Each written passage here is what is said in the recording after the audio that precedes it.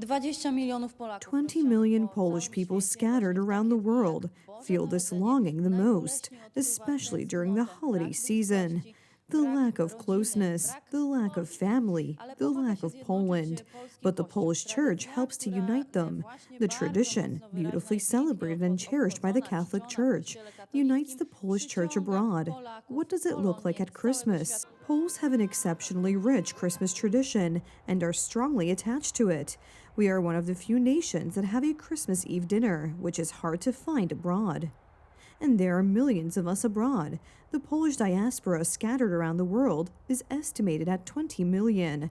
The largest numbers are in the United States, Germany, Brazil, Canada, France, and the United Kingdom. That is where we recreate our tradition. The nativity scene must first and foremost depict the Holy Family, that is, the manger with Jesus, Joseph, and the Virgin Mary.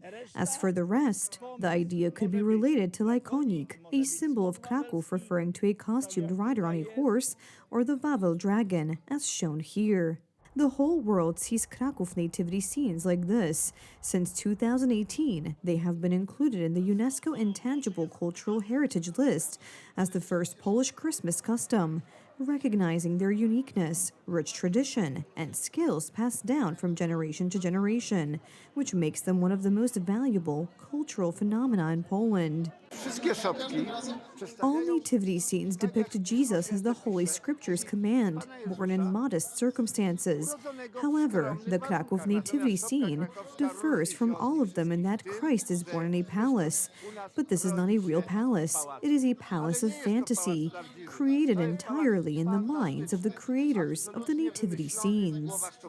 One of them was also placed in front of the presidential palace, and this is also a symbol of Christmas in public space. Wherever Polish Catholics live, there are also Polish masses, midnight masses. It can be said that the church is most visible during the Christmas season. Poles in other countries always look for a Polish church.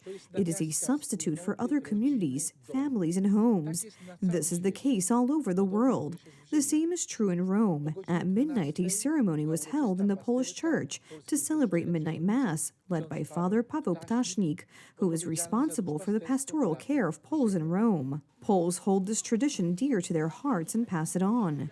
That is why when they work and live far from home, they cannot return for many reasons. Once it was for political reasons, then for economic and logistical reasons. Traveling home for Christmas may prove impossible, but the sense of community remains. We spend Christmas with our whole family, our grandmothers, aunts, and grandfathers. Our whole families get together. We think about Jesus when he was born. Because celebrating Christmas together, as our grandmothers pass down from generation to generation, allows us to unite. Usually it's carol singing, goes midnight mass. Yeah. What else do we do? There's actually a whole host of things. To be honest, we can't really keep it all up because it's kind of gets lost over the generations, unfortunately.